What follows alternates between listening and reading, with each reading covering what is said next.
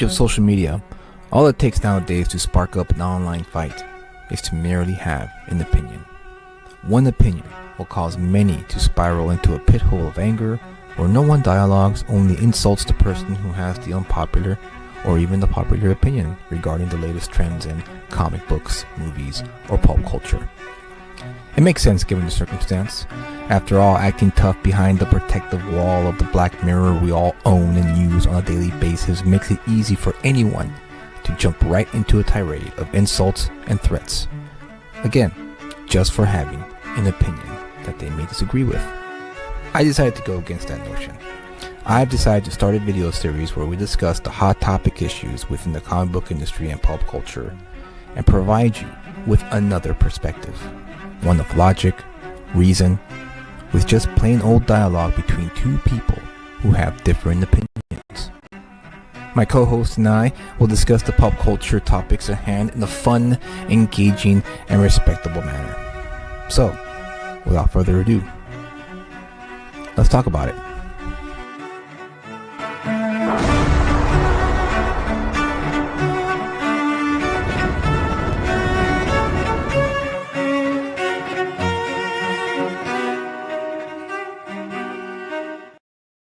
Hello, welcome to another show.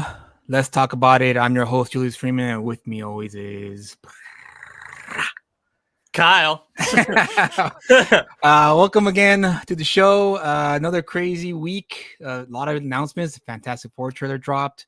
Got a lot of people talking and buzzing. I think also a Superman Day. I think James Gunn released a few things from some more behind the scenes stuff for Superman, which is always nice because they're going to go head to head when they come out. But Kyle, real quick, how was your week, man? Oh, it's great, man. Reading more comics as always. It's always so much fun. Picked up a few cool books this week. First off, I'll go through these pretty quick because I know we have a special guest. But first off, I got was Aliens #1. Oh, not wait, is this the original? Dark Horse? The original. Oh, nice, dude. Printing. Very nice. Aliens in comic books. So this is pretty cool. So it's one that I've been wanting. It's a little beat up, but it's a nice reader copy to have. So okay, it's definitely pretty cool to have that in my collection. Next is an older book, is Captain America #101. Ah, you bastard. You always get the good stuff, dude. You always find the good stuff. Yeah. I mean, just look at that. It's a lot. This is Kirby, right? This is Jack Kirby? Stanley and Jack Kirby? Stanley and Jack Kirby. Oh, yeah. Nice. So that's always good. 12-cent, oldie. I think this was 1968. Nice, dude. Very nice. And then lastly, Daredevil is always very popular at the time. And so I picked up this very iconic cover of Daredevil nice, 184. Dude. Yeah, funny about that book. Kyle and I were at our local comic shop, and I always look through the old Daredevils because the shop always has a little bit of the Frank Miller stuff. So I'm always slowly picking at them, and I saw this.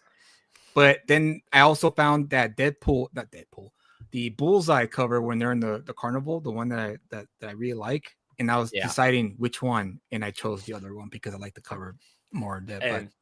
And so I got this one. And you I was like, I'm going to take the one that you don't take. Yeah, you bastard. So adding it to my collection. Cool. So let's start off right off the bat. Today's guest we have is the creator of Earthbound, which was a successful crowdfunding comic book, which got him, noticed in the indie comic scene. It definitely got my notice because his style was unique, but there was something about it that just spoke to me, and I'm sure a lot of people will agree. But for me, it was like, wow, this guy's artwork is like so unique. And it's different, and it's a good different, though, not a bad different, because that's always what made the comic book medium so unique from the other storytelling mediums like TV and movies, is that an artist comes along and it just sometimes, I don't know, creates buzz just because of the style. But please join. Please join. It's Friday. Please welcome Per Berg, the artist of Vatican City. What's up, Per? How you doing? Hey, thanks for having me. Good to be here. So, Alright. as I was saying, Earthbound was a great success and everything. But let's start right at the bat. How have you been since the release of How Vatican City? Because I know the how hype has was, been? yeah. Yeah. Again, it's How Friday. has been joined? No, yeah, it was great and it was crazy. Yeah, for like I was 5 days or so, my phone was blowing up. And actually I had a convention, the one once per year convention in the small town I live in. And so I was just there and it was actually really slow. So I was just there drawing and then checking my phone.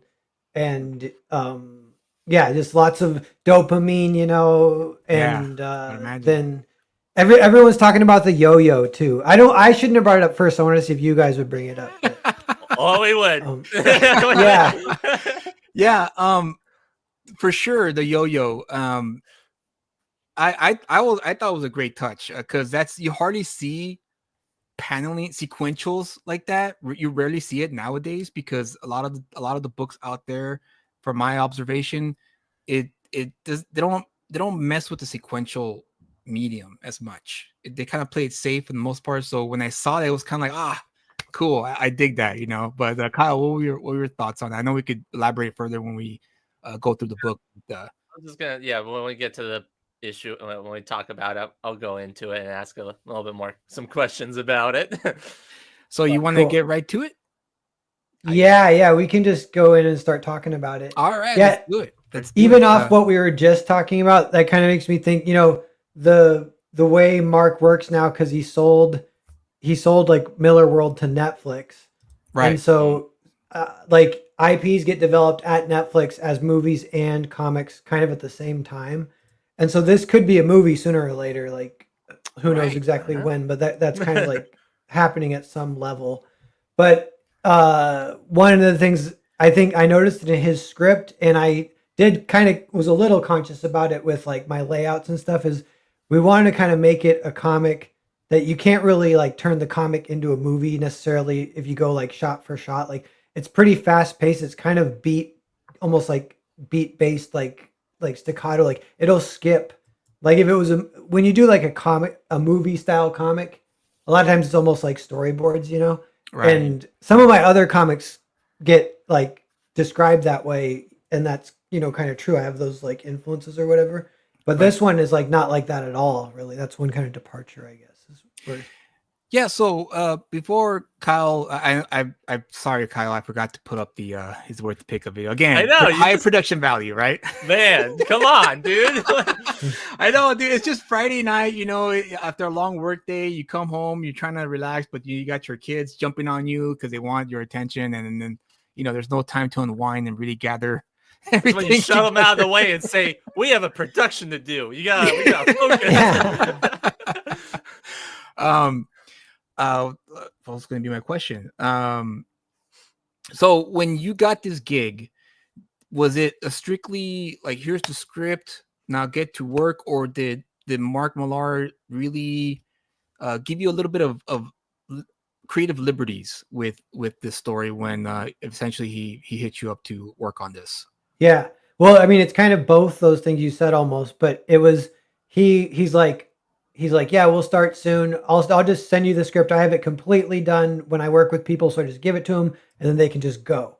And I was like, Ah, okay, cool. And then he's like, um, and what did he say? I said, so do you want me to like do sketches of the page layouts and then you approve them and then I'll do final art? And he's like, nope, I only work with the best, so just do what you do. And I ooh, was like, dang. Wow. I was like, oh, No pressure, right? No yeah. pressure. Am I Cue the like, best? yeah, like cue like 3 month headache kind of that of like, like, yeah, just blackout from stress or whatever. Oh man, that must have been a Wow. little bit nerve-wracking for you, actually. Yeah, because it was like my quote unquote big shot, or my Right. first chance or all these things. It's all those things. It's Mark taking a chance on me. And yeah, so all that was like I was feeling it. And yeah, I don't know. As I went, I got a little more comfortable. And it's funny, this is a little funny to say, but I'm so happy with how issue 3 and 2 and 1 is like the one where I'm like, it's, I don't know, it's still awesome, but you guys got to wait and see issue 2 and 3. That's where I'm like, Oh, really really? hit my stride or whatever. Yeah. Okay, so yeah, issue 1, you were kind of playing it safe. You're like, okay, I'm gonna do what I do, and I hope for the best. Kind of Yeah, deal. well, actually, one thing that happened, I got another quick anecdote about it, is like I had kind of gone traditional for this comic. That was one of the kind of directions Mark had sort of said, because it was based on a short comic that I kind of got the job because he saw the short comic I drew from like 10 years ago. It was a Mad Oh Max fan wow. comic. Okay. Whoa. And he saw that. He's like, "Oh, we should do a comic that style." And I was like, And then he hit me up like, I thought he was just saying that, but he hit me up like 3 months later. He's like, "I might have something." I'm like, "Okay." And then so I was like, he's like, "But I want to do it that Mad Max style." And I'm like, "Okay, how did I even do that?" And I sent him some. And he's like, "This is great, but this is not the style." I'm like, "Ah." And so then I ended up being like, all right, what were the tools I used? I was like, it's traditional. I use 102 nib pen quills, you know. I used a brush pen. And so once I went back to those, it did look really close. And so then I was doing that, but then I had been drawing digital for the last 10 years, basically. Right. So I have all these habits. Like I love Control Z, like undo, and Right. all these like ways where it spoils you. You can like adjust layouts and the size of heads and stuff. And so at first I was using a ton of tracing paper, kind of emulating the way digital art works, where I'm kind of like repositioning stuff to get everything just the way I want it. Then I'll trace it on, and I have a little light board and everything. So I'm kind of doing that. And it was kind of meticulous and sort of taken, I mean, I guess sort of a long time ish, but, and I did 2 or 3 pages that way. And I ran off to, I think the NBA playoffs were happening at the time. And I'd bet like $300 on the Dallas Mavericks to win the championship, which they made it to the finals. I could have made money, but they got swept, whatever. But so I ran out to watch them. Yeah, and so I'm just sitting there at the bar watching the Dallas Mavericks, and I'm like, I don't like the latest page I did. I'm gonna have to send it to Mark, knowing that I don't like it. That's a terrible feeling. That is almost the most worst feeling in the world, like kind of thing. I bet. Yeah, so it was feeling bad. So I was like, you know what?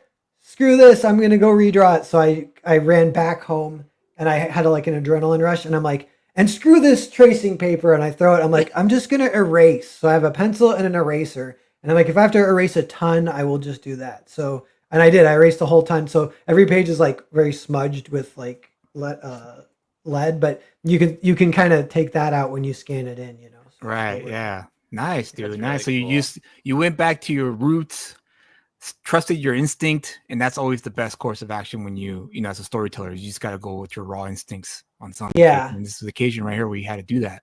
Yeah, we might look at the page where I did that too. It's the one with like the SUV. They're pulling the guy out of the SUV. Oh, okay, yeah. Right It'd towards be the interesting to beginning. see like the little like a director's commentary of sorts as Yeah. we go page to page. Real quick before we go forward again. So how did you get the gig? Did he just straight up like go into your DM and was like, "Hey, look, I'm really interested in your work. I want to work with you. Let's do this." Is that exactly how it happened, or was there another way that it happened? Yeah, so the kind of full story is it goes back like 3 or 4 years, maybe even like 5 years. Oh, wow. No, Okay. maybe like Whoa. 4 years. But Mark Miller, one day I just woke up and saw he had followed me on Twitter. So I was like, "What? What?" Yeah. Cool. And I was like, "This means I can DM him." I'm like, "But I don't know, what do I even say?" Yeah. And then I Hey, was how's it kind of, going? yeah. Yeah. So I was kind of thinking about it, and I was like, you know what? Had been like a few days earlier.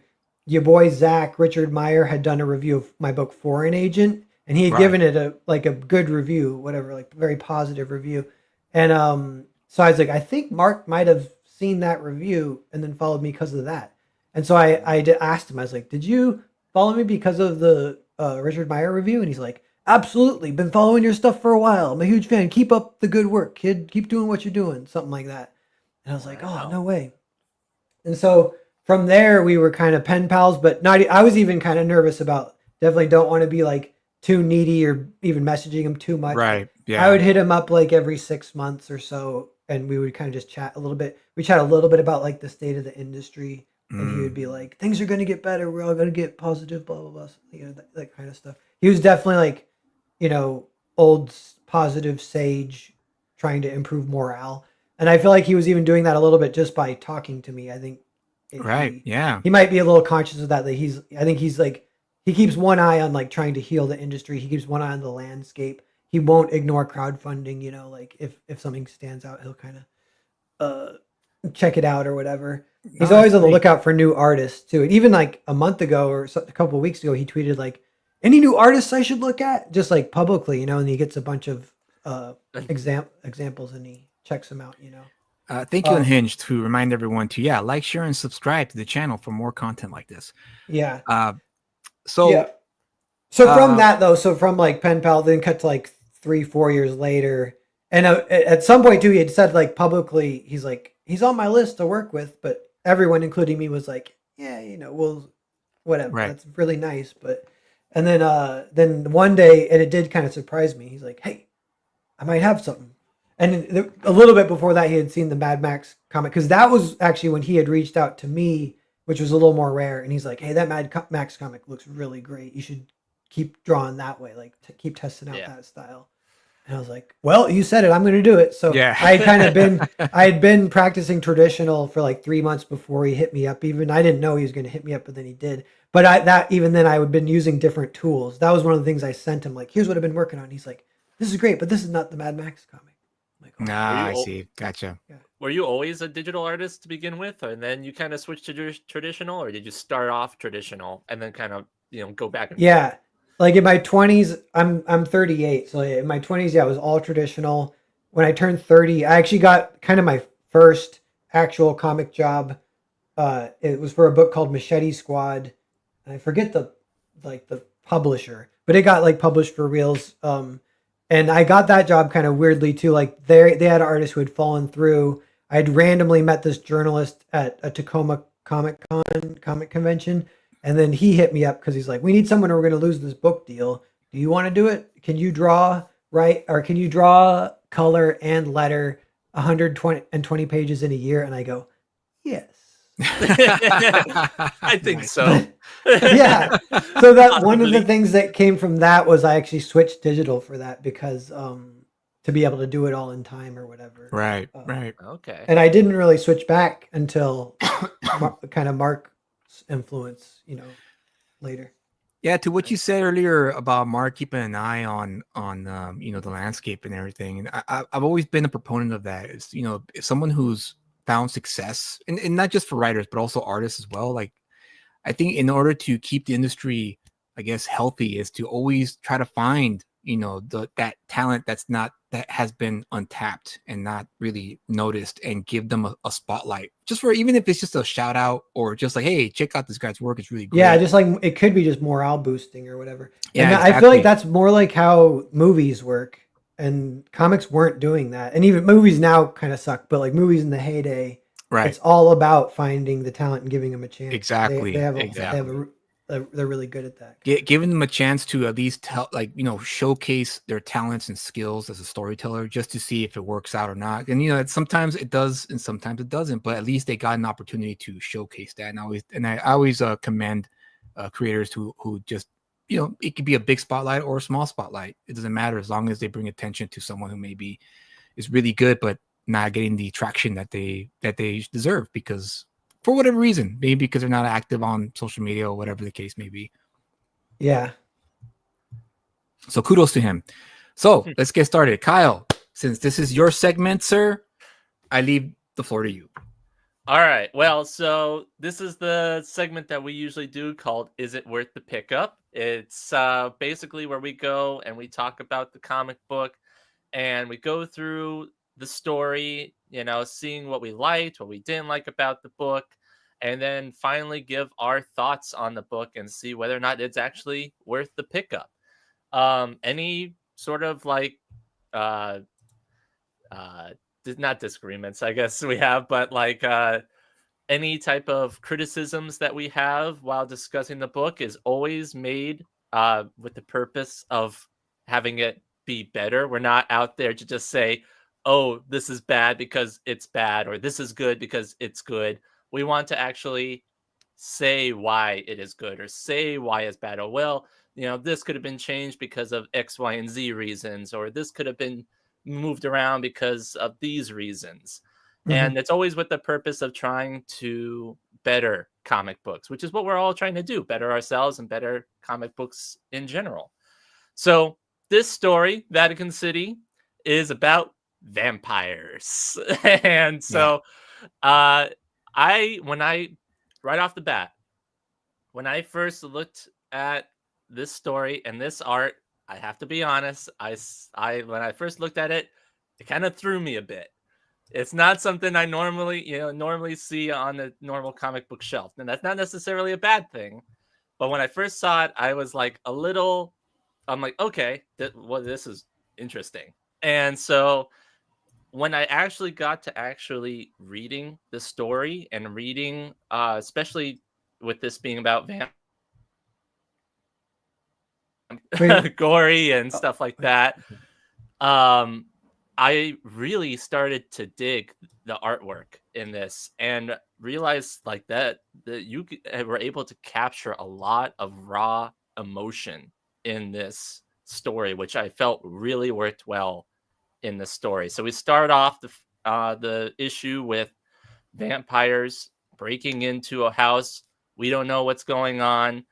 All we know is that this family's being held hostage and being dragged out of their house. I'm like, okay, well, I mean, I guess it's like a vampire movie where, things, people are going to die because vampires are, going to eat them or drink their blood.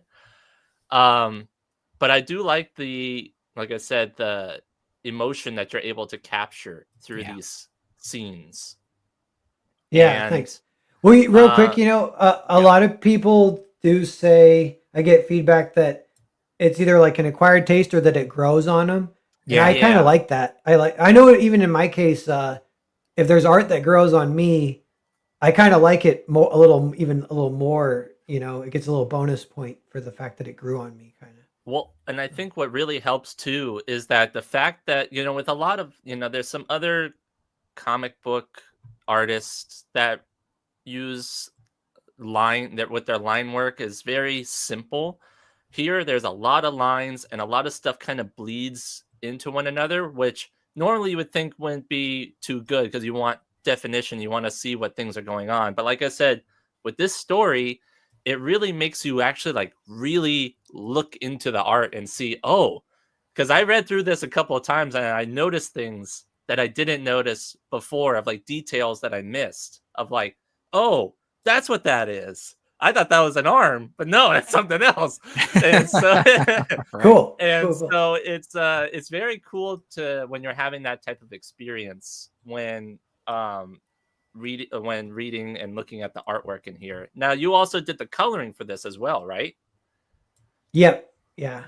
Yeah, so I know that was also a very um I really did enjoy the way that you placed all of the red blood splotches throughout because that's where your eyes would generally want to gravitate towards. And you get a lot of like, oh wow, so yeah, this is a lot of stuff's going on because there's a lot of red in these in some of these panels like we'll get to in the next one. But yeah, that splash page right there. Yeah. This was really Yeah. good Yeah. right here. That one's my favorite, I think, of That one issue is one. really cool. And that this was one where I didn't realize that this is something where I missed something where they're actually in the White House and there's the president's seal Oh that yeah, they're that's right. standing on. Right there. I thought this was just like outside. Like you saw all the stuff, the burning and everything off to the left there. And then this was just gonna like kind of like showing like, okay, this is like the aftermath of like the whole thing that's going on. But then when I reread it, I'm like, oh no, wait, that's like inside the Oval Office president's seal that's there. So was that always like do you intentionally put those things in when you're drawing at all, or is it just sort of like happy accidents? That one was in the script. That was a kind of a rare panel too that Mark described pretty detailed.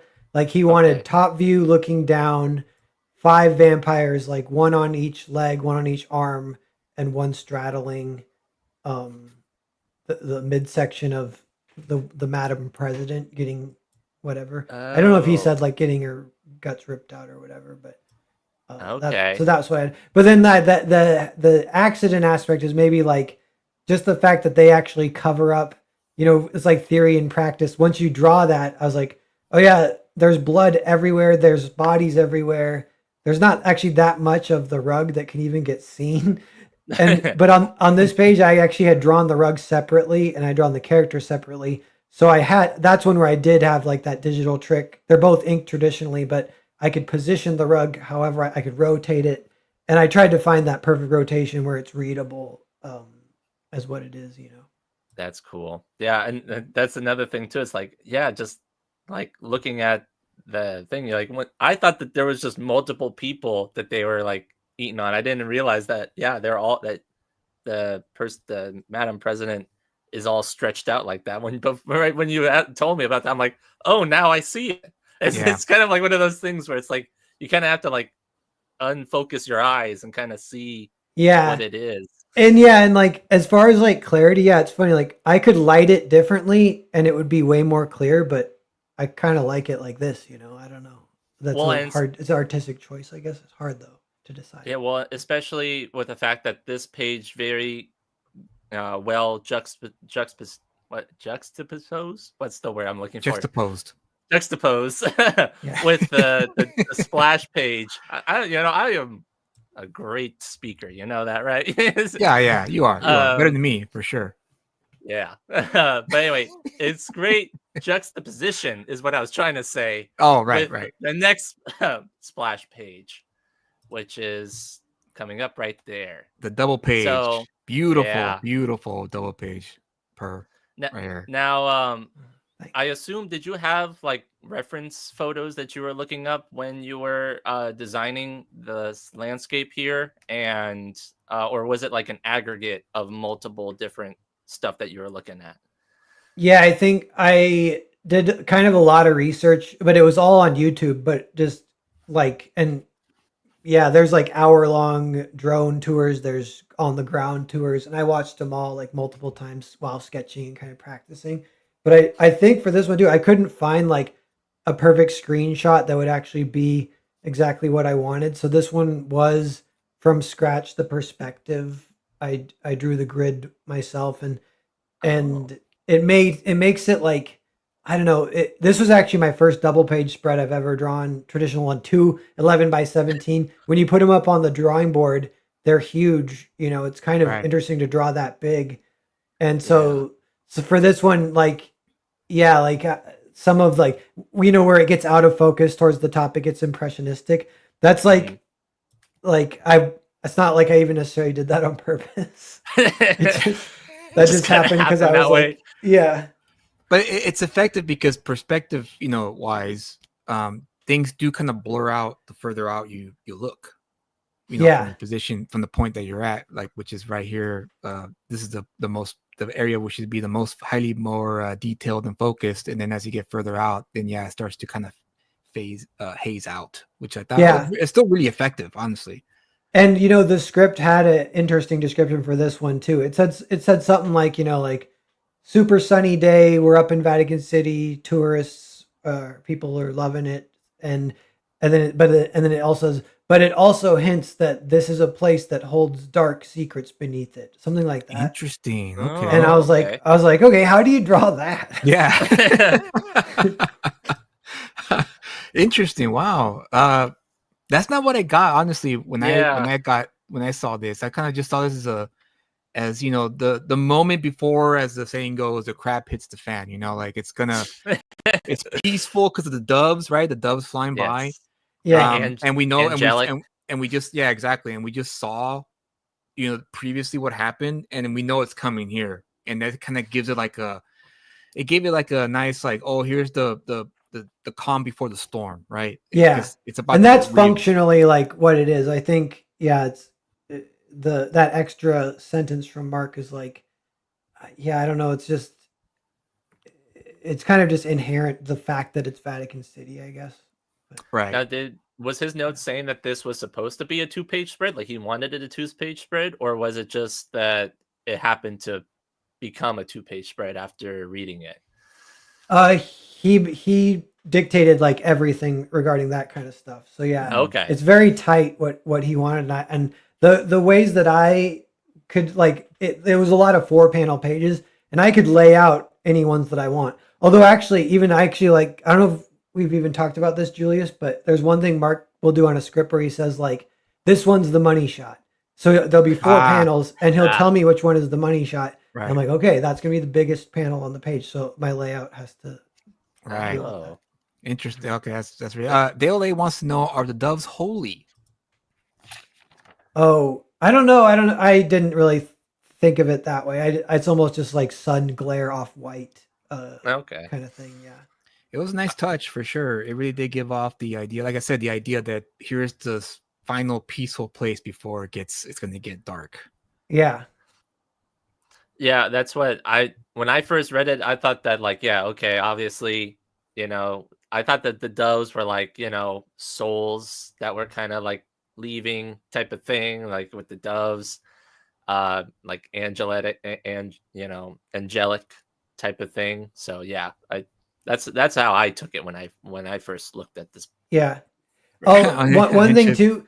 He also likes to call it money shot. Sorry. Oh yeah. Sorry, There's a double page spread. There's one double page spread in each issue. So there's 3 double page spreads all total. right. Okay. And the double page spreads in issue 2 and 3 are a lot of fun too. I'm excited for people to see those. But yeah. That's good. That's another thing too that like just overall in comic books, it's like I like it when there's double page spreads and splash pages that mean something and not just the sake of having a splash page or a double page spread that like really doesn't emphasize anything. Like here, it definitely emphasized that like, okay, we already saw everything that's bad is going to happen everywhere else. We know what's going to happen here. So let's get the, you know, establishing shot of where everything's going to be, and then we'll get into it. Yeah. So, and especially getting into it, we're coming back like a yo-yo to the yo-yo. Yeah. So, Yeah, the yo-yo page. The yo-yo page, the page that everyone seemed to love the most from this book, from this issue. A lot of independent people have mentioned it to me, talked to me about it, and there's 2 things about it too. It's like one is just the interesting layout, and the other one is the fact that it's a yo-yo, and everyone wants to know if it's a Chekhov's yo-yo. You know what I mean? You know, Kyle and I spoke about this earlier, and I said, you know, it'd be interesting if the yo-yo comes back in issue 2 or 3 where he dunks it in holy water and he uses it to like yeah around the world, you know. Yeah, exactly. Ninja Turtles Part 2 with Michelangelo the yo-yo. That would have been amazing. Interesting if that happened. Yeah. But Kyle, what were your thoughts about the yo-yo? What was it that you personally liked about this whole sequence here on this page? Well, I did like the yo-yo in the fact I thought it was a little strange, to be honest, though, because it's it's obviously something that's not brought up later in this issue, at least. Like you said, maybe it's a Chekhov's yo-yo that comes back later, but it is cool to see it because it does transition into meeting the main character versus just having him come up here and say, "Hi, my name is, you know, this guy," and I'm here to say everything. It kind of does like give a little bit of a introduction to him before him spouting off into it. That's one of the things, though, I did write in my notes about this section of like, I understand because it is just 3 issues that we kind of need to like exposition dump some of these things, that like this particular section is just like all exposition dump of like, hi, I'm so and so, and this is why I'm important, and you know, this is, you know, reason why I'm here. Yeah. So I mean, did you have any input in like how this was supposed to be set up in terms of that was my question too. Yeah. So this is actually these 2 pages I actually redrew, so I was behind for just a little bit, kind of early. And after that I would redraw panels here and there, but this was the last big and like checkpoint where I was really trying to make sure the pages were good or whatever. But and I think part of the reason I redo it is because I had the yo-yo idea. But the thing that was stressing me out was the script is, you know, it's like a waiting room, kind of, in Vatican City, and I'm like, what does that look like? And I was trying to find on YouTube, and my first version was like a dentist office because I'm like, I bet they don't gussy it up to make it pretty. I bet you it's just a dentist Oh, office really? somewhere. That would have been interesting to see, Yeah, it actually, would have been. because always pictured it like this, like the way you draw it, like it'd be some sort of, like I mean, like it almost looks like an old library type of, Yeah, yeah. And aesthetic. I think that's like weird about, I think I might have tapped into something. Like, I think it might be like this. And but they're so different. My first guess was like, either maybe way wrong, So it's good I redrew it. But that was I was definitely stressing out about like, what does the room look like? And I had done a whole 2 pages. Wait, so you're saying you Yeah. didn't fly to that, the Vatican and like go and take establishing shots and pictures and all this stuff? No, no. But there wasn't time, but that crossed my mind, but it's impossible. So you're telling me that this sequence here in this page wasn't in the script of this yo-yo of this So this in the image? script, I think the yo-yo is the first panel, I'm pretty sure. So first panel is like a yo-yo spinning, like a hand is spinning a yo-yo. We don't know whose hand it is yet. Second panel, we find out it's Guido and we find out that the secretary's watching him. Third panel, she says, would you mind stop doing that? Fourth panel, he says, sure, I'm just nervous, whatever. Interesting. So you had this idea and you just drew it out. And since Mark Millar pretty much says, I don't need to look at thumbnails, so I trust you to do what you're gonna do.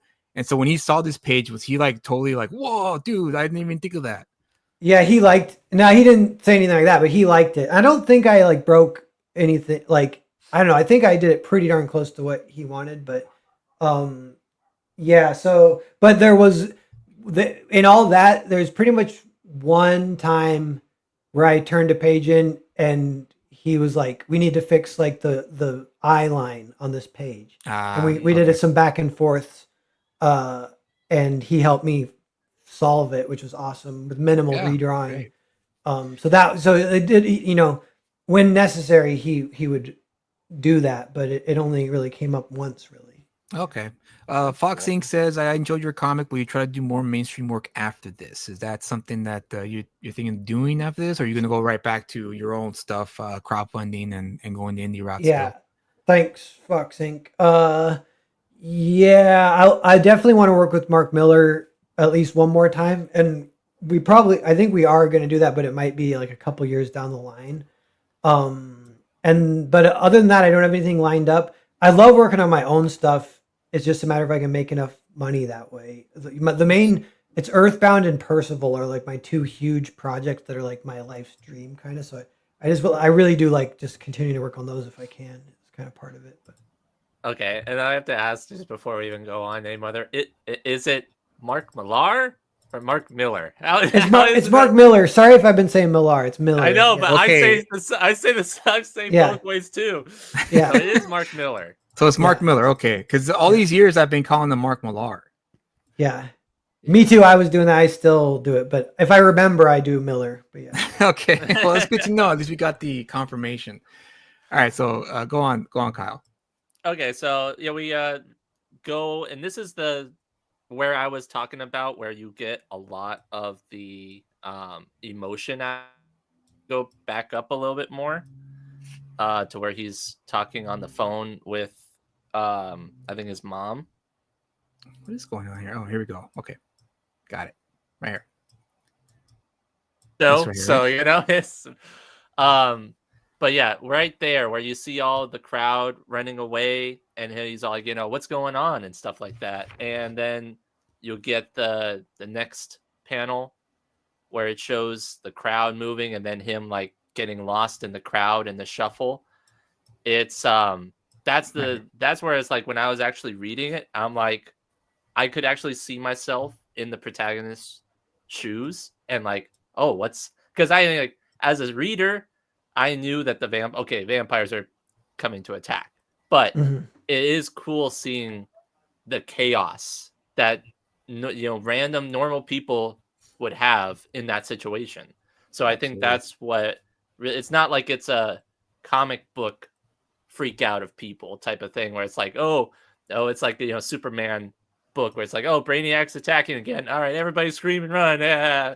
Yeah. But, like, All right. Yeah, this is yeah. People actually, pulling their hair out, like yeah, like this in the is something foreground. like, oh, this would actually how people would react in this situation. So, I mean, did you have a lot of references to like people's emotions or like anything like that when you were creating some of these facial expressions or anything like that? Well, yeah, like I think in that case, a lot of that's in the script. The script really nicely, like organically, sets the scene for the vampires invading. Mm-hmm. And that's an aspect that would almost be considered cinematic of like, yeah, like Spielbergian, like you see the Right. people, you see the people Yeah. seeing it, then you see what it is, and blah blah blah. But all Or that like stuff is cool. But yeah, as far like- as like emotions and like acting, facial expressions, I feel like that's always been something I've been kind of good at. It's one of my strengths. It's one of the things Mark liked when he hired me. He said he wanted that aspect to kind of shine through or Cool. whatever. And Yeah. I think too, if I think acting, a lot of times I think like it's a little bit like underacting in a way. Like if you have an eye line, like someone just staring, like yeah, when he's staring off panel, he's not exactly showing emotion, and but we know the context, and that's Right. what makes it emotional. We know like, oh fuck. But if Yeah. I drew him like oh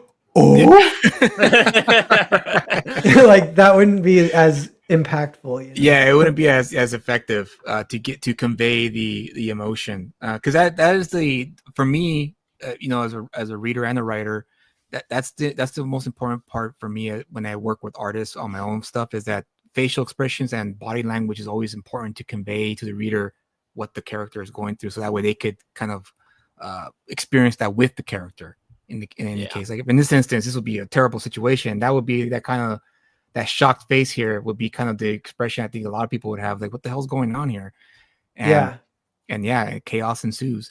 I also wanted to mention, I loved how you tilted the panels when the chaos started.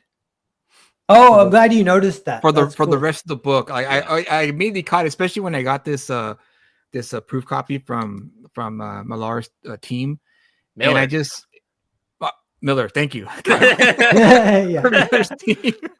And immediately that was the first thing I noticed. Like, I love the fact that you tilted the panels. You went either left or right, because it kind of reminded me again of the Dutch tilt in cinema, as well as just the fact that this is the scales tilting to the favor of the vampires now that they've taken over the world, which I think was a nice touch.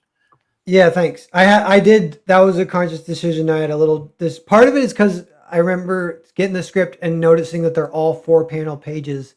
I'm like, all right, what are the ways that you make a 4-panel page interesting? And there's like, maybe there are 20 ways or whatever, or maybe a little less. There's not that many, but one of the ways is like lots of Dutch angles, lots of tilted things, and it kind of becomes like a real estate thing. Like you need word for the bubbles, you want to fit people in, and so sometimes you can Dutch it slightly to fit what you need in better. But that helps with all the chaos. So that was like my idea. I was like, I'm just gonna Dutch motherfucking everything.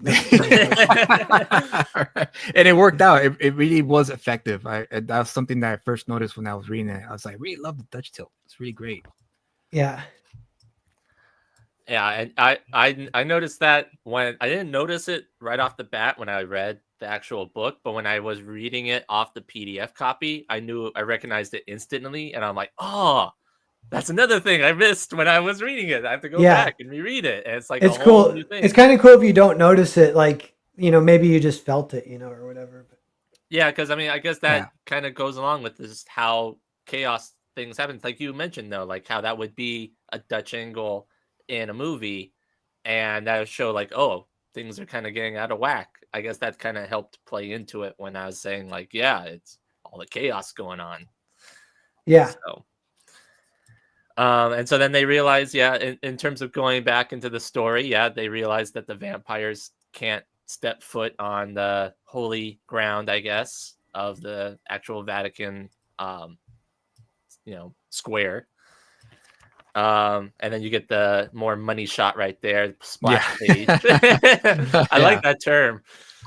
money Yeah, shot. yeah. But yeah, this was another really cool one where you play with a lot of again, the colors in there showing Mhm. exactly where to look at, like, oh yeah, there's a person and there's a person, and oh yeah, there's like two people there, type of thing. So Yeah. Yeah, that carries over. I get from a little bit from my digital work, like the shapes and that when you mentioned like shapes bleeding into each other, like that works good for crowds and chaos. And yeah, that I do a lot of that in even in digital or whatever. Like a lot of it's like one step above stick figures, some of these figures, you know. Right. But yeah, that panel is one of my favorites too. I like that one a lot. This one here? Where yeah. Yeah, it's very effective. Very as amongst the chaos, you still have that little moment of the protagonist who were introduced to her just a little earlier, showing that he is more than capable of being a Vatican guard. Especially in the moment like this when Yeah. the whole royal guard is gone.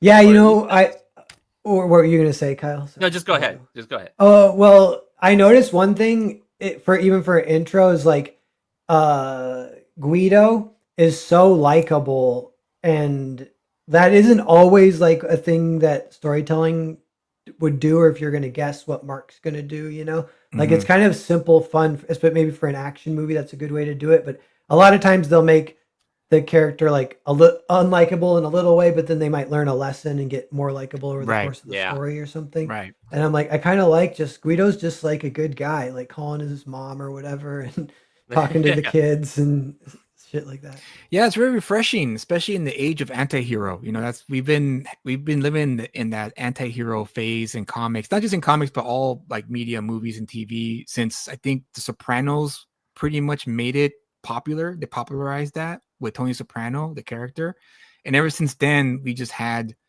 just nothing but anti-hero, Yeah. centric stories. And on occasions, like that's nice and all, but I still would like my ideal Yeah. hero archetype to still exist in the realm of stories. And so this is nice refreshing to see that in this book. Mm-hmm. And he really proves himself to be a leader. Like, he's actually Yeah. leading by example and like trying to, figure out, okay, here's the situation we're in. What, we'll read on, later, in this, I think the next This scene, is he's like, the last page because I cut out the end because I don't want to spoil it for people who haven't oh, read it yet. So this is okay. the last 2 pages I'm going to show for the book, and the rest. If you haven't read it, read it. Don't hold off on it any longer because the more it goes on, obviously people are going to start talking about it, especially when issue 2 comes out. So I highly recommend you check it out if you haven't read it yet. Yes. But I agree. this is where I was talking about, like, yeah, him being a leader, of him like going and saying, okay, well, we need people is there anybody here that knows this Right. thing, things, here's how to go, and what we need to do. There was one panel though that I thought could have been changed, which was on this final page here. This one. Yeah, that panel right there. I don't know.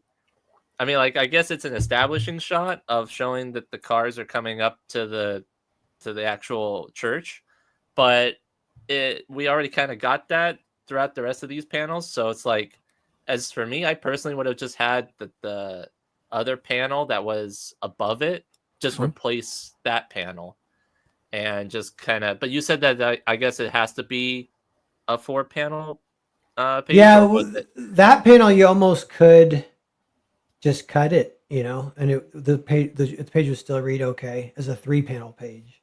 Yeah, because then that kind of mirrors, if you're looking at it from the book perspective and also the PDF, like, symmetrically, it's the same. Right here. So that Oh was yeah.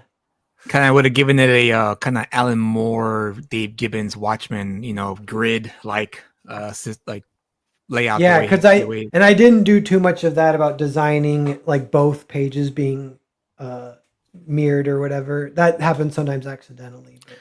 How was I have a quick question? How was it lettering this panel here? Because it looked like it was maybe a challenge, or am I just tripping on the challenge? Yeah, as I'm looking at it now, I remember that because I think I kind of do the page. I kind of know what they're gonna say, and I just do the page, draw it. Then like months later or whatever, it comes time to do the lettering, and I'm like, damn, they say a lot. Did I leave enough room?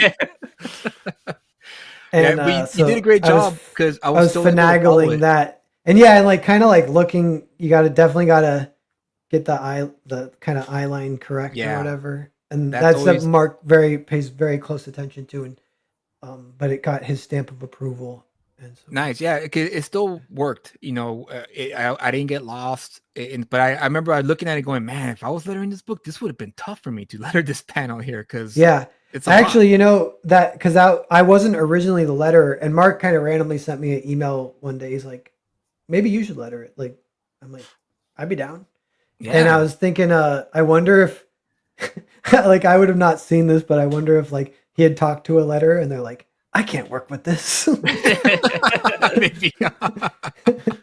So it's like, oh, well, then it's like, hey, how about you do it? Yeah, yeah, Yeah, you letter your own stuff, right? yeah, But So it is interesting, yeah, like you said, because there's a lot of dialogue that you had to fit in there to fit, make sure that everybody, like you said, all of the eye lines and everything all match up, especially yeah, when you have different characters talking in the same, like the same perspective but different angles. yeah. And on that one, I think scroll up just a little bit so you can see the top of the page too. Yeah, so it kind of looks like a 3-panel page, but the 4th panel is actually the 2 characters at the bottom superimposed like a collage over the right here. top. Oh, right here. Yeah, yeah, Ah, I see. Okay, yeah. got it. Got And it. that's like something, yeah, like I kind of just did that and Mark was okay with it. And I did that multiple times throughout the book. So that was one of like the collage was kind of, I was thinking that like I can slap stuff. Yeah, I see it now. I didn't even catch that until you just mentioned it to me right now. Yeah. But wow, Yeah. that's again sequential storytelling at its finest. I mean, Yeah. here are the Well, it things you is, can do it's and get something away that with. movies can't do. And I was thinking about that too. I want to do this in a way that you can't just make it a movie or whatever. Right, right. Yeah. And it Well, and worked. I think that's what's great because it is a comic book. Make it for a comic book. Yeah. Absolutely. I don't have any more other questions or thoughts, Kyle. So one of the other questions that I had was that, like, I know you said that Mark Miller gives a lot of details on what he wants in the issue and stuff like that, but there's a lot of, like, especially early on with the vampires, uh, like very brutally, like slicing people in half and doing all this stuff.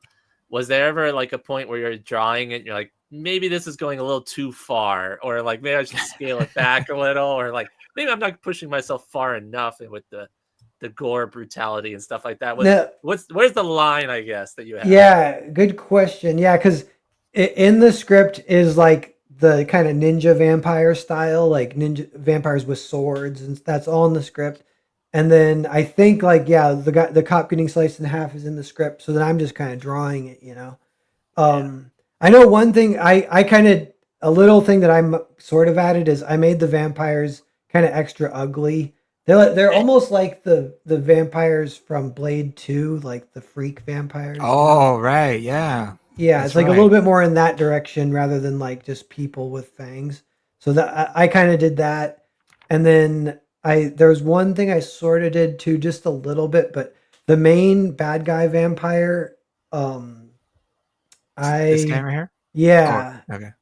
yeah, uh, I gave him a little bit of a sense of humor with his body language. Like, do you guys remember the panel? He's like poking the guy's nose in the beginning. We can go back to the Yeah, beginning. I'll show you. yeah. I Yeah. did notice that actually. A nice Yeah, subtle like touch.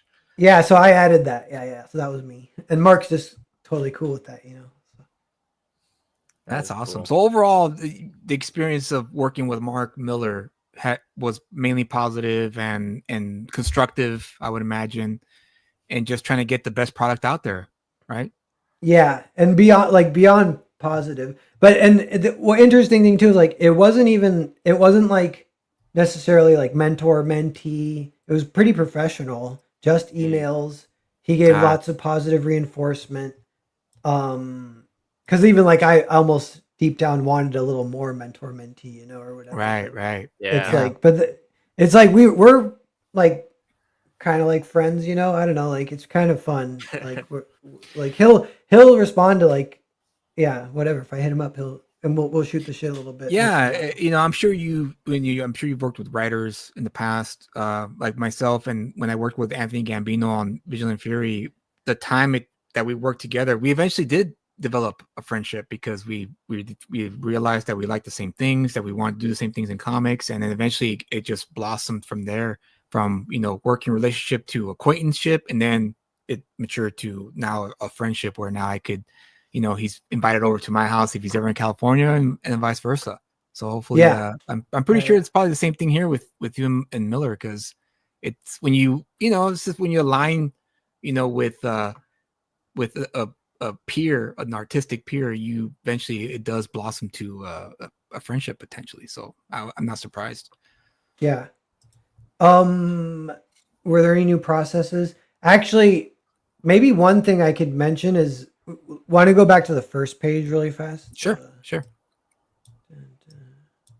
Nope. So one more down, or like when she's like the door gets knocked on or whatever. Right. Yeah. So that first page is 4 panels, and the last panel is like a kind of a POV through the peephole kind of idea. Yeah. Fisheye lens. So old me definitely would have done it in 5 panels, and I would have had an extra shot of her turning and looking, and then a 5th shot of the POV. But Mark does this kind of a lot where he's like, you don't need that. He takes it out. Or this, I don't know if he says that, but he just did a 4 panel version. The 5th panel is implied. It's implied that she's the one who's looking through the peephole, but he's not going to add an extra panel to show that. And it kind of makes it a little extra like interactive for the reader. I think it's better this way. And you get way more real estate for the art, rather, because the difference between a 4 panel page and a 5 panel page is kind of a big difference for huge.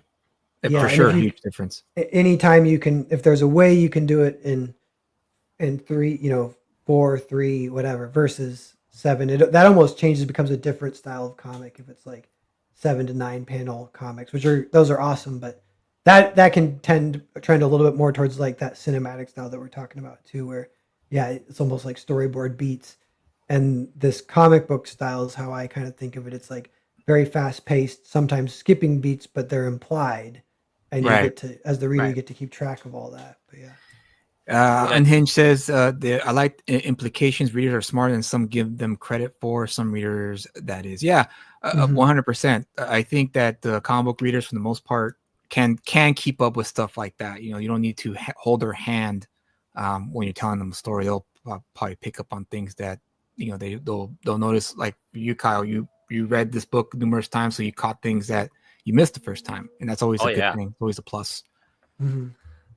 Well, and you were talking too about how like the different paneling between like multi-panel and stuff like that. It's like, you could do it. It definitely can work. I mean, look at like Frank Miller, where he had a Dark Knight Returns. Like 9 grid. It's like 16 panel grid. Wild, dude. Wild that he did that. But it worked. Delia says, your artist on this, but the writer on Cerebus. Which do you prefer, and has the experience of Vatican City influenced your interactions with your artists? Yeah, I kind of like them both. I don't even know, but I would say it sort of has. But then like I working with Monica, I didn't do what Mark does. I'm not like I only hire the best, so just do what you do. Yeah. Like with Monica, I'm actually a little bit hands on, and Monica's okay with that.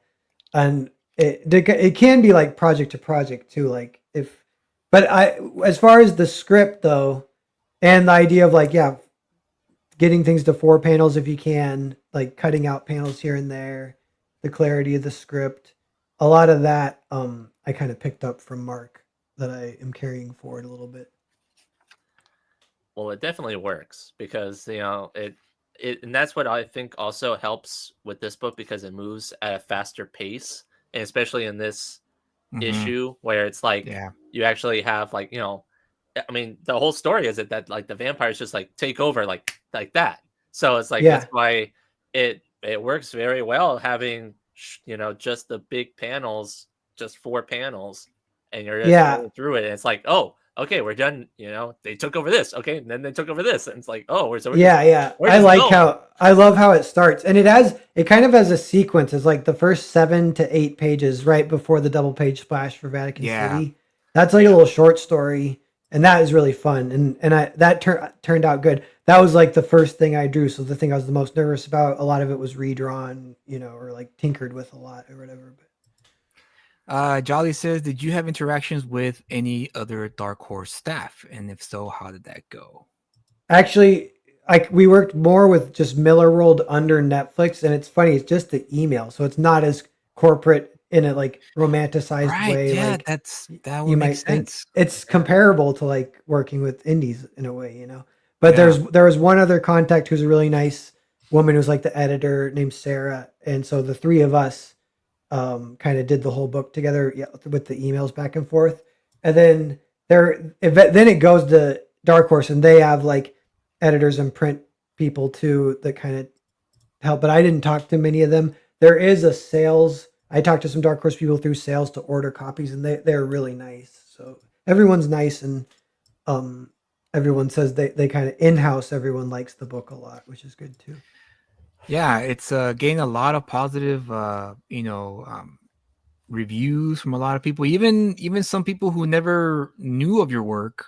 Yeah. It's kind of cool to see that they've discovered your work through Mark Miller, and they appreciate the style and the approach, to this story, because it's unique, it's different.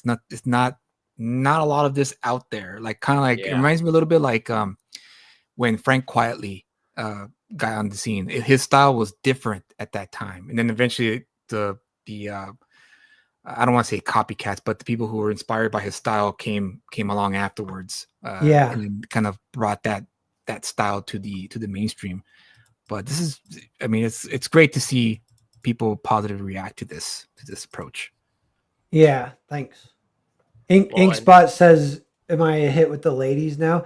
No, Yeah. I'm like that meme. You know the meme with the guy in the corner where everyone's dancing and the guy's like, "They don't even know that I have a book with Mark Miller." Yeah.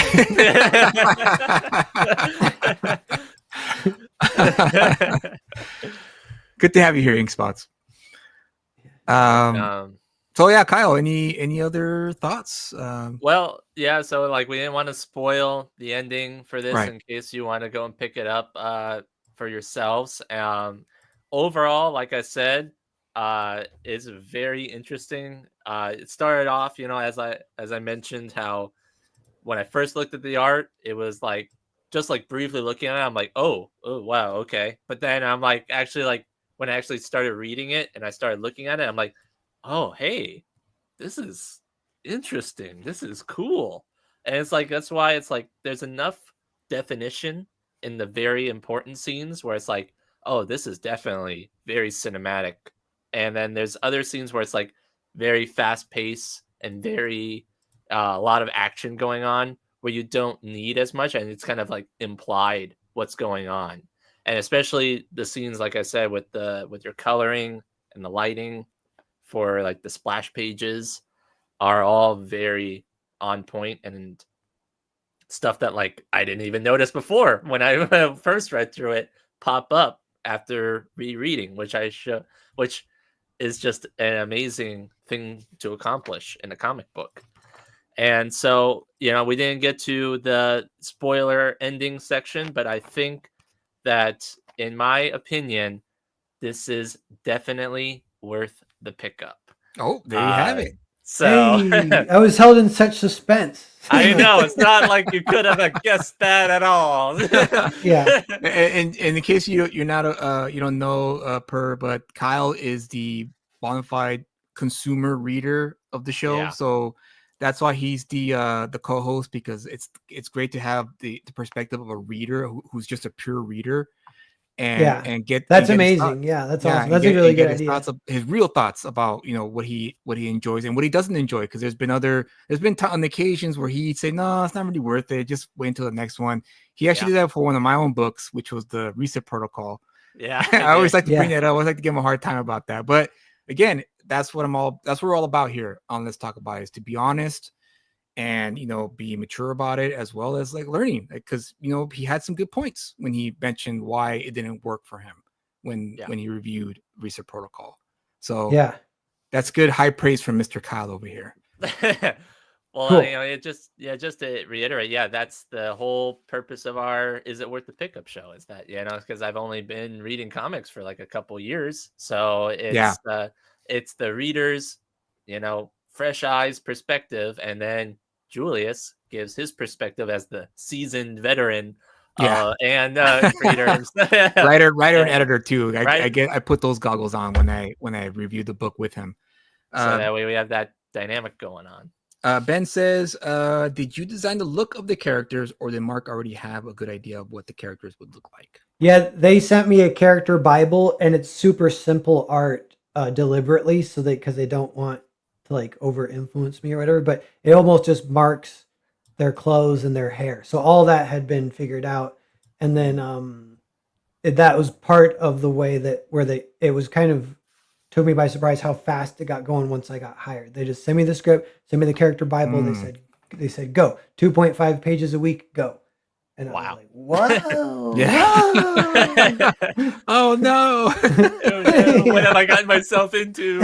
Yeah, because I would imagine, since you've been doing everything indie, you work at your own pace, I imagine, before that. Yeah. Yeah, for this, I cut off everything, including some like I was shooting a little short film with some friends. I cut that off, but not that I like am glad to cut it all off. It felt Right. fun Yeah. to like focus, Yeah, it's not every Um, day you get a knock on the door and Mark Miller is asking you to draw one of his stories. Yeah. Yeah. So that was what I did for like 9 to 10 months was a little bit of a grind, and kind of in a good way though. It just kind of felt I didn't really burn out. By the end, I took a deep breath and just definitely had some dopamine at that point when I had finished everything, and I felt good. Ben says 2.5 pages finished or just pencils? I had to do 2.5 pages finished. Yeah. So yeah, it was Okay. fast. It was like kind of a lot of work. Freddie says slip pile of 20 and they'll give you a good review. Something Julius was unwilling to do. What's up, Nice. Freddie? Well, I mean, I got paid for these comic books somehow.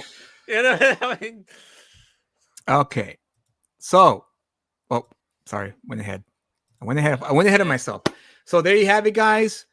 Vatican City #1 is worth the pickup, according to Kyle. So if you've not picked up the book, go to your local comic shop, demand it from the owner or the people who work there and say, I want issue 1. Hopefully Dark Horse will reprint it. I don't know if they haven't announced anything yet, but issue 2 is coming out soon. So don't miss out on that one, because it's only 3 issues. So it's not like it's going to be a long running series or a 12-issue series, 3 issues and one done. And you move on. Lastly, this is not part of the Miller World universe, is it? This Vatican City story? No, but so I can kind of explain that because Mark has explained it to me too. But it's a sort of the idea germinated as a spinoff of Magic Order Volume 3, where the girls getting taken through the world of books by a guy who's taking on a tour, and they visit Dracula, but he says books extend past their end. So if you go into the world of Dracula and go 100 years into the future, then vampires have taken over the world, and Vatican City is the only place left where humans can live. And that's a big splash page in Magic Order 3. So then that idea, eventually, I think he kind of had the idea, separately, used it there, and then he used it. He's like, maybe it should just be like one of these Netflix IPs that I developed. So then he pitches it to Netflix. They approve it. So then it starts getting worked on as a movie and as a comic kind of simultaneously. Totally, like I haven't talked to or know anything about the movie. I just know that it might exist. So, but they go I think deliberately they don't talk to each other at all, which is kind of fun. But yeah, so we're just doing our thing in our corner, just making this book. But then the way Miller World works too is there's like the real world Miller World, and then there's the meta world of Miller World, which is the stories within the world. Like Stephen King will have stuff like that too, Right. So I think Jupiter's Legacy is a meta story within Miller World. So it's like in Miller World, there is a Mark Miller who like lives, and he had written a comic called Jupiter's Legacy. And so that's how it, and so this is more like that. Like this, it's not like Kick-Ass is Miller World, and like I think all the Magic Order actually is. There's a lot of secret societies and stuff. They explain how the real world still works. Yeah. but and Big Game, even all that. Big game. But Wanted. yeah, like this, if this happened, Big Game wouldn't be able to happen, you know. So yeah, this is not Right. Miller World, yeah, Okay, cool. or it's meta Nice. Miller World, yeah. Yeah, nice. That's good to know because I wasn't sure. I was like, I wonder if this is part of it or is this like kind of like a separate thing. But Yeah. good. I mean, I guess I shouldn't be surprised considering the fact that he does have a Netflix deal and they would want to develop his books to to movies or TV shows. So it makes sense that it would be part of it. Yeah. So there you have it, guys. Worth the pickup. Check it out.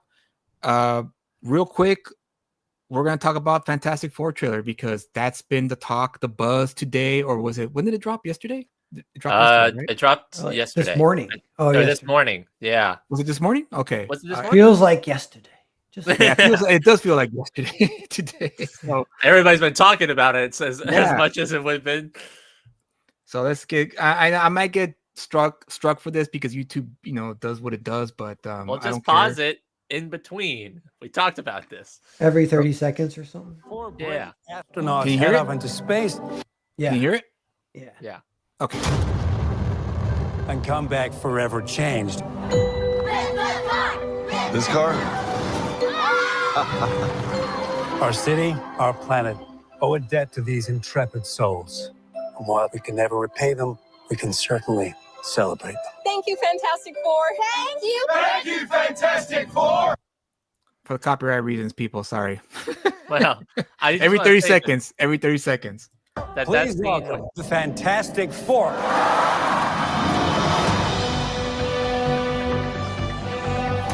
Herbie, how's that sauce looking? Okay. That is fantastic. You're late. What do you mean? What do you mean? What do I mean? You're late for dinner. Yes, we are. You late? I just said that. Are you pregnant? What? Whoop. Copyright reasons. Sorry. You're gonna be Oh the my. best mom in the world. And you are gonna be the best dad. Just kidding. You are out of your depth. We are gonna be the best uncles ever. We can do this. Nothing's going to change.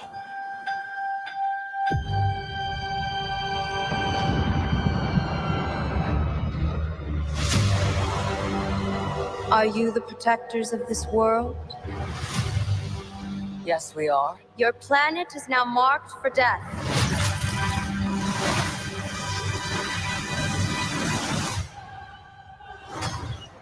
It's my fault. I stretched the bounds of space. And they hurt.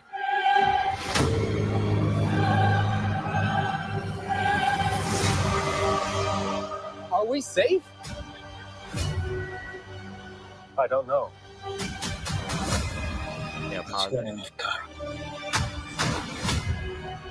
I'm not giving up.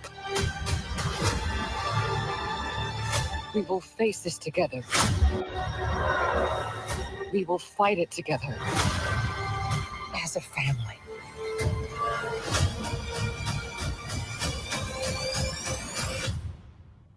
Has to be us.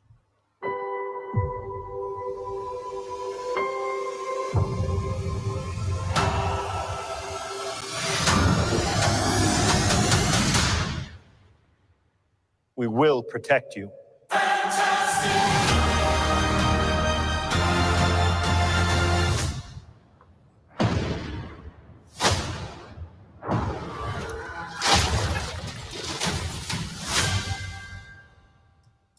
So there you have it. Yeah. Mhm. What'd you think? Yeah. What'd you think, Per? I think it looks cool. Yeah, I don't know. But I don't know about that or Superman. I don't know if I'll go see both. I think I'm gonna go see Superman. So I feel sorry for this movie. It's definitely going to be, I think, kind of like a photo finish to see which movie's going to end up on top. I'm more interested in obviously in Superman because I love Superman. He's been ever since my childhood. Superman's always been my number one, still is. However, for this movie, when the teaser came out, I was kind of like, whatever, until I saw the Galactus shadow, and I was like, oh, all right, cool. We're finally going to get a cool Galactus, And this Yeah. one came out, but I was still kind of like, I don't know. I'm still going to wait. I don't think I'm going to watch it. Then this one came out, and it actually got me a bit more interested to watch it. Yeah. from Do you this guys remember the Roger Corman Fantastic Four from the I 90s? remember that. Yeah. Yeah, and Yeah. if you picture that and then watch this, then you're like, yeah, they did it. They finally got a real version. Exactly. Of I mean, the- there's of still the- some problems with that. Like just like Kyle, he has a problem with it, but I kind of wish we still had the original Silver Surfer, intact. Yeah. So that way we just get that. Even if they want to change it later, fine. It was just kind of nice. It would have been nice to have seen Silver Surfer, but we'll just have to deal with the 20th century Jessica Alba version for now, I guess, for the time being. Yeah. Yeah. What do you think, Kyle? You can tell us all the negatives. Yeah. Well, so the first trailer that came out for Fantastic Four, I liked. And I think in the Superman trailer, when I first saw that trailer, I didn't really care for it that much. Even though I am more excited to see Superman because I am more of a DC fan than I am a Marvel fan, and Green Lantern is like my guy. So, and having Guy Gardner be in the movie, I'm like stoked to go and see. But I had problems with the Superman trailer, especially starting off the bat with him being all like broken in the fetal position type of thing. I'm like, I had a problem with that shot right at the Of course you beginning do. because Mhm. I wanted to see just this heroic Superman side and only see that. Like, you can still have him be beat up and stuff in the movie, but I don't want to see that as the first thing I see. Mhm. And so I didn't care for that. Then they released the extended version of that scene, and I'm like, yeah, that was better. I liked it because it was more fun. It had Crypto be more of like a dog and have fun and stuff like that. And so I enjoyed that one more in the second trailer, but this one I actually enjoyed less than the first Fantastic Four trailer because Boo. I mean, like, I'll give it Because credit. Reed Richards' mustache. Exactly. That's you can't have Pedro Pascal without the mustache. At this point, it's kind of part Yeah. of his face at this point. But isn't Reed Richards in the comic book? He's clean shaven, isn't he? Yeah, he is. He is. So like, I don't know. But he's then, also Anglo too, by the way. well, yeah. Yeah. The Thing I do like. All the, well, I guess the thing that I like is The Thing. So in the trailer, I think that the CGI with him is pretty good. I like his interactions with everybody. I mean, the thing that I don't like in the trailer is Silver Surfer, because it's not like that I don't care for the female Silver Surfer. I think the character's name's Shala Ball, I think is what the name of the Silver Surfer is. It's the fact that like we're getting Fantastic Four in a Fantastic Four period movie, that's very comic book accurate. And the rumors is obviously that this world's going to be like destroyed, or they're going to go into some wormhole dimension thing and they're going to pop out into the MCU universe. And so then they're like, well, that's the reason why they're doing different stuff in this universe, and we're going to get that real Fantastic Four later down the line. It's like, well, you've already got all the good pieces here right now in this movie. You've got the futuristic, not Flintstones, Jetsons type atmosphere. You've got the Fantastic Four and their, comic book costumes. You've got Galactus. All of it's fitting together really well. Then you just go and you decide, oh, well, let's just not do the regular Silver Surfer. Mhm. And it's like, well, why? Because, Yeah. go ahead. Well, when you said that it's going to be a parallel universe thing at the end, and then they're join the MCU. As soon as you said that, I was like, oh, like I that sounds dumb to me. Like that makes me want to see it way less. But yeah, like they should just make a fun Fantastic Four movie. The shared universe, that's one of the sort of like pitfalls at this point. Because I was wondering like what lessons are they learning? Like obviously you can't go too woke. People just can't even stand that. It's like this is like the new era where they're trying to rebuild the MCU. It feels like that. It's like almost like the first movie after the woke stuff. But then there's still female surfer, there's whatever, and they still cast the guy that is in everything. But Well, Yeah. to be fair, like I told Kyle this earlier, the Silver Surfer is the Herald of Galactus. So essentially, he gets to choose who will be his herald, and so I kind of figured maybe that's why it works for me. Because if we're gonna see the I guess the quote unquote real Silver Surfer down the line, it makes sense within if they decide to go down this route, which is like established to the mainstream audience that Galactus can create multiple Silver Surfers. It just depends on who he chooses to be a Silver Surfer. Just as so happens that it's a female Silver Surfer in this movie. yeah, But I mean, like, but you've got all the pieces there already. Just I know, have I it know. be a Silver Surfer, because I mean, like, the mainstream audience and stuff like that are not going to care that much about it. Like about Yeah, they never do. Because So the three of us here are comic book nerds. We know the lore. We studied it. We researched it because we love it. But the mainstream audience, they just go to the theater and watch the movie, and that's about it. The kids are the ones who end up liking it and wanting to know more about it. But the adults at this point, it's like my friend. It's like my friend who is like the total opposite of me. He's all sports guy, bars. So it was very shocking when he told me that he liked Star Wars. And I was like, "You like Star Wars?" He's like, "Yeah, it was a fun movie, but I'm not like you, like a nerd who like goes and buys all the books and what have you. I just like the movies. The movies were cool." And I was like, "Oh." And I was like, "Oh, that's right. Of course." And I have to remind myself that the mainstream consumer movie-going audience, they really don't care about the background stuff. They just care about what's in front of them finished in the theater. Yeah. So that's why I 5 years ago, I would have been right there with you, Kyle. But now I'm like, yeah, you know what? They own the IPs. They can do whatever they want with it. And now it's up to me to decide if I'm going to open my wallet to go and pay the money to watch it in the theater. Yeah. I think that's the way it should always be. I think a lot of people would be a lot more have a lot more peace of mind if they approached it that way. But kind of what Per talked about though is like the MCU at its current state is not very hot at the moment. I agree with that for sure. They've had a few duds, back to back, and one of the things that like really stood out in the last year was the Deadpool Wolverine movie. And the reason why it did so well is because they just gave the fans everything that they wanted to see. Right there. Yeah. So it's like, well, if you know that people are going to go and watch it for that, why not just continue that trend and keep doing it?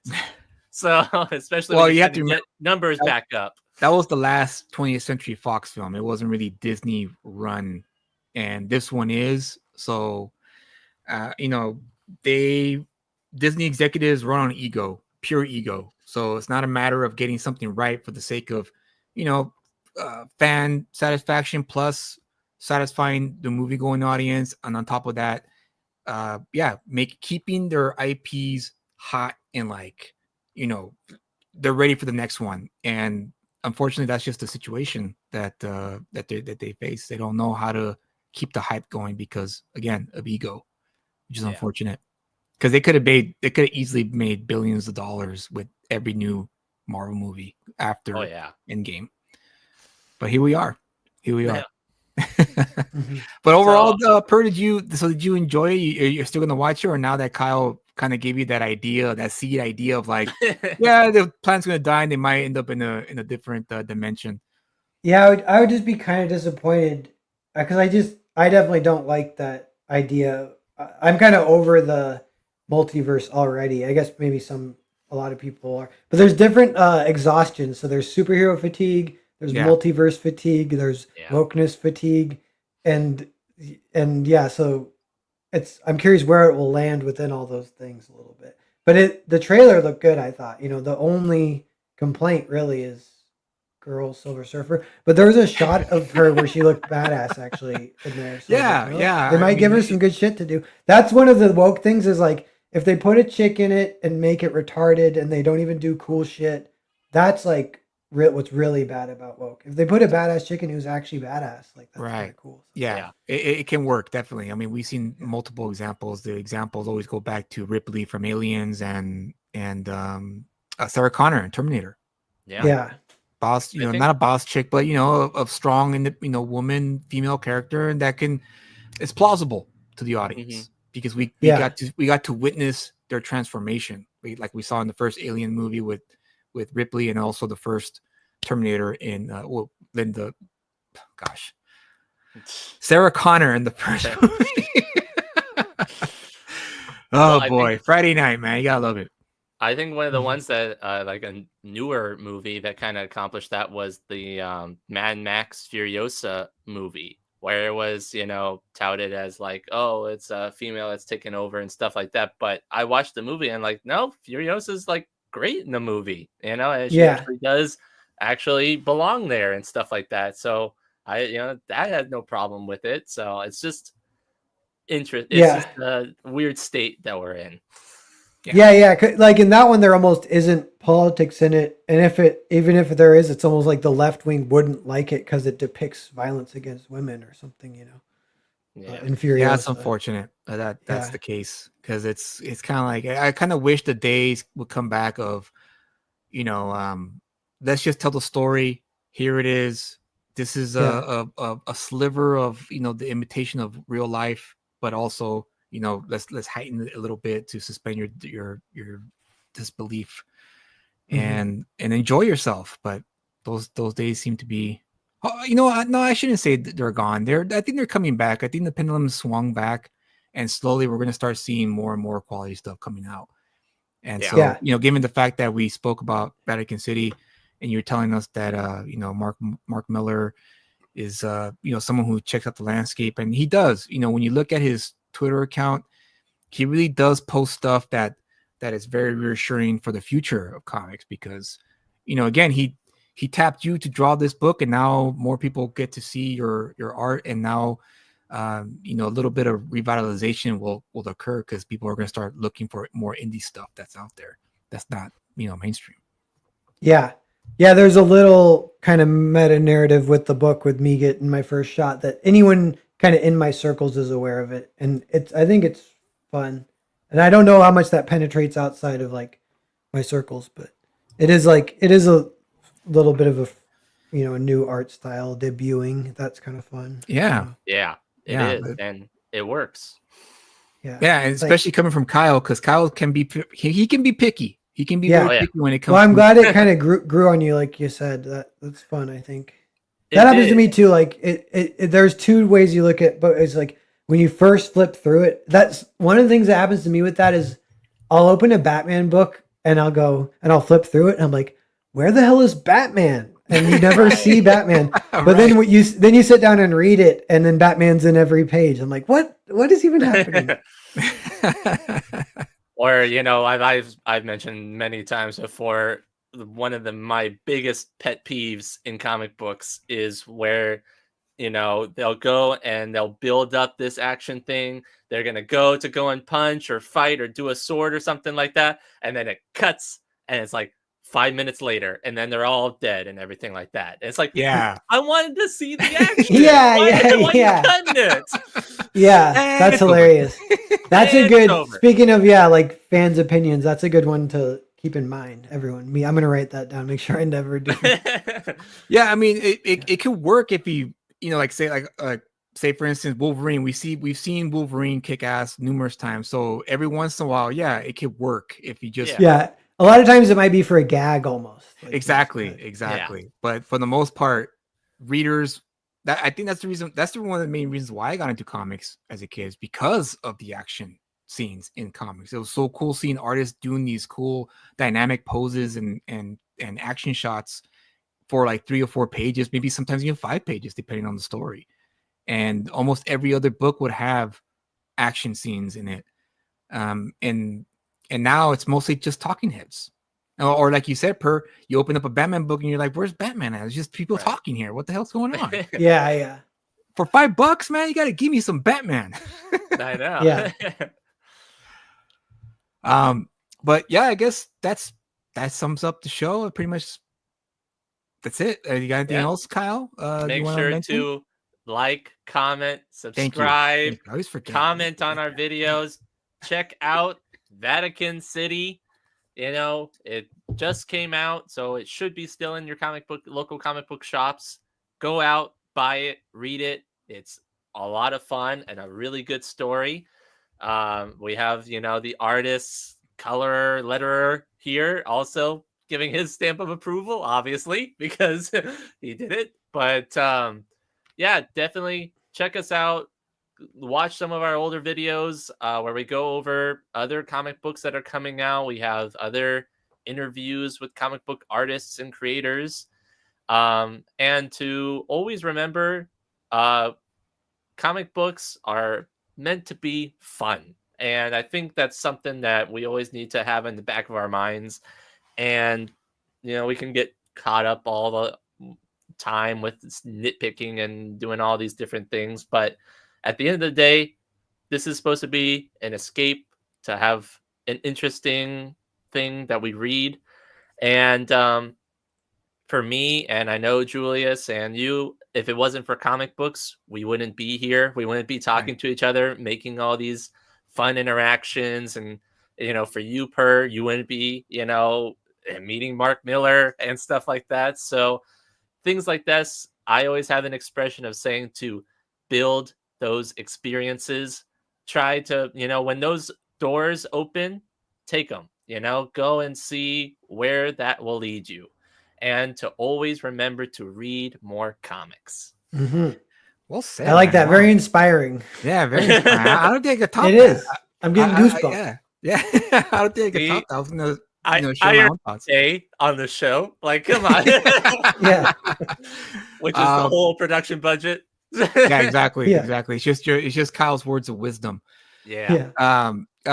Thank you, Ben, for sharing the link. But yeah, I have books on Global Comics currently, so you could check those out there.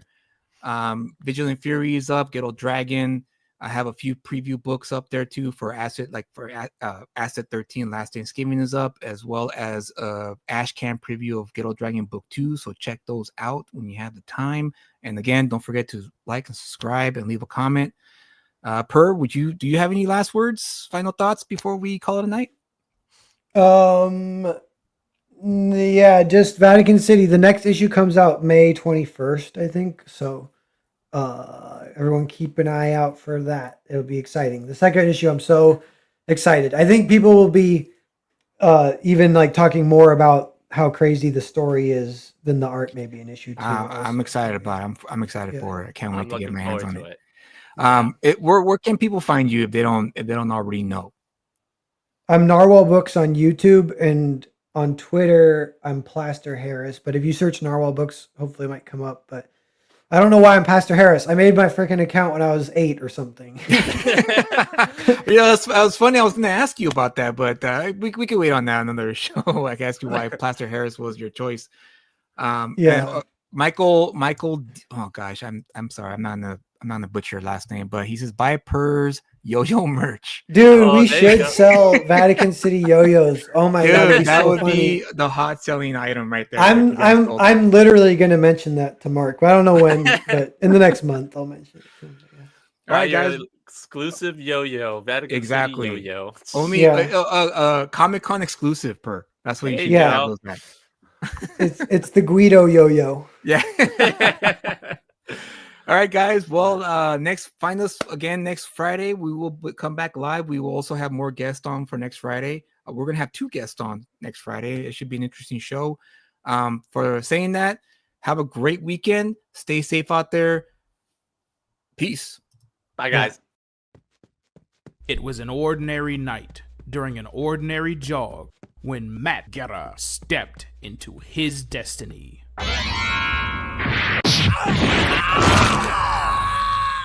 Using his Jeet Kune Do, Matt teaches would-be violators that the cost of crime is too high for them to afford. But little does Matt know, his act of bravery has run afoul of Los Valientes, Orange County's most notorious street gang. The head of Los Valientes, the mysterious Dreamer, decides to make an example out of Matt. And amidst a brutal game of tit-for-tat, where anyone could get caught in the crossfire, Matt Guerra must bring an end to Los Valientes' wave of crime before his loved ones pay the ultimate price for his heroism. Matt Guerra is the Ghetto Dragon.